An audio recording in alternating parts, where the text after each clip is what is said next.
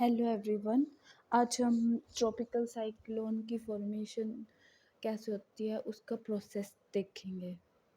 तो जो इसका सबसे पहला जो पॉइंट है कि जो ओशन वाटर है वो वार्म होना चाहिए। Tropical cyclone forms over ocean with surface temperature above 26 degree Celsius. तो जो साइक्लोन है वो ओशन के अंदर ही फॉर्म होते हैं, लैंड पे नहीं होते, क्योंकि इसको जो मॉइस्ट एयर की रिक्वायरमेंट होती है। तो जो इसको टेम्परेचर चाहिए होता है वो अबव 26 डिग्री सेल्सियस चाहिए होता है। Warm water provide the energy needed for the cyclone. तो वार्म वाटर है वो साइक्लोन को जो एनर्जी की रिक्वायरमेंट होती है वो चाहिए, देता है उसको। नेक्स्ट है कि नेक्स्ट पॉइंट है फिर इवेपोरेशन का। Heat causes ocean water, temperature ज़्यादा होएगा तो उसकी वजह से क्या होएगा, पानी जो है हीट हीट ज़्यादा होएगी तो इसकी वजह से जो वाटर है वो इवेपोरेट हो जाएगा इनटू वाटर वेपर के अंदर। The moist air rises into the atmosphere. तो जो ये मॉइस्ट एयर राइज कर जाएगी एटमॉस्फेयर के अंदर। फिर थर्ड पॉइंट आता है cooling and condensation. Cooling and condensation के अंदर है कि जो मॉइस्ट एयर है वो राइज हुई है, वो कूल डाउन होएगी ऊपर जाके और वो कंडेंस कर जाएगी इनटू फॉर्म क्लाउड।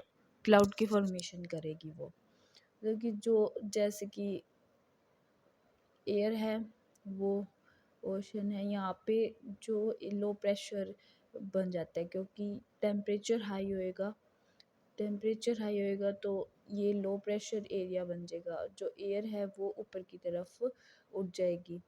तो इसकी वजह से जो एयर है वो कंडेंस होके जो क्लाउड का फॉर्मेशन कर लेगी।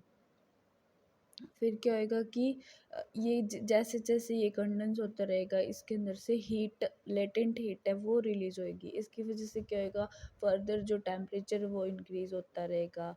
और जो ये है इसका जो उस एरिया में फिर जाके फोर्थ पॉइंट आता है लो प्रेशर एरिया बन जाएगा उसके अंदर, क्योंकि जैसे जैसे लेटेंट हीट है वो और जो एरिया को गर्म करती है तो ज़्यादा और एयर है वो राइज होएगी।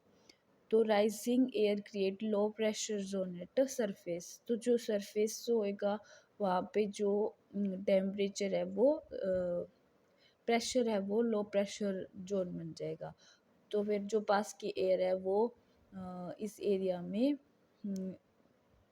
सर्कुलर जो ये बन गया यहाँ पे। तो ये जो ये एयर है ये मतलब सर्कुलर स्पाइरल फॉर्म में जो रोटेट करेगी। रोटेट करते करते फिर ये कोरियोलिस फोर्स के इफेक्ट से इसके अंदर रोटेशन होती है। Earth rotation cause the wind to rotate. फिर इसके बाद में पॉइंट आता है कि जो नॉर्दर्न हेमिस्फीयर के अंदर ये काउंटर क्लॉकवाइज रोटेट करता है, जो एयर विंड होती है, और क्लॉकवाइज होती है साउदर्न हेमिस्फीयर में। फिर होता है डेवलपमेंट ऑफ आई। तो जो ये यहाँ पे जो मतलब कि साइक्लोन बन जाता है तो ये जो बीच का एरिया होता है ना, यहाँ ये जो चीज़ बनती है ना इसको बोलते हैं काम प्लेस। और इस ये काम जो प्लेस शांति की शांत जगह होती है। और यहाँ पे जो ये आई है ये सेंटर में बनती है, surrounded by the eye wall with strong wind and rain. तो ये जो स्ट्रॉन्ग विंड्स और जो बहुत ज़्यादा तेज हवा होती है उससे ये सराउंड होती है।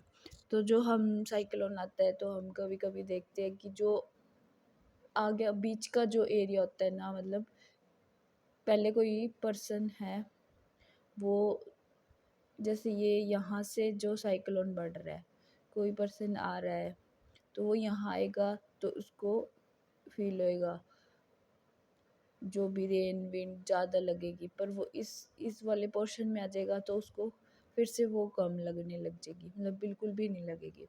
फिर इस पोर्शन में आ जाएगा, फिर से उसको फील होना शुरू हो जाएगा। तो जो ये एरिया होता है इसको आई बोला जाएगा, काम एरिया जो बिल्कुल शांत।